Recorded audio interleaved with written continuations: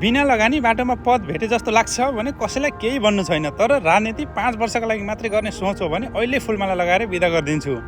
रासपा सभापति रवि लामिछानेले आफ्नै मन्त्री र सांसदहरूको घमण्ड र गैर जिम्मेवारपनमाथि हानेको यो कडा थप्पड आज सिंहदरबार र देशभरि गुन्जिरहेको छ। जनताको भोटबाट कुर्सीमा पुगेपछि सदन छोडेर भागदौड मचाउने, कोरम नपुगेर संसद बैठक नै स्थगित गराउने अनि मन्त्री बनेपछि जनताकै अगाडि रमिता देखाउनेहरूलाई रविको यो सोझो चेतावनी छ।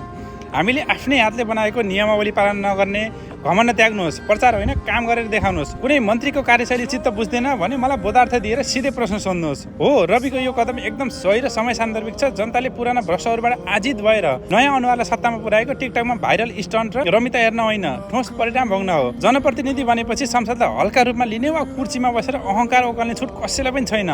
मन्त्रीहरूलाई छुनै नसकिने देवता बन्न नदिन आफ्नै पार्टीभित्र प्रश्न सोध्ने यो स्थिति बसाल्न एकदम जरुरी थियो। चुनाव जितेपछि 5 वर्षका लागि कुर्सी पक्का भयो भनेर भ्रम पाल्नेहरूले राम्रोसँग कान खोलेर सुने हुन्छ।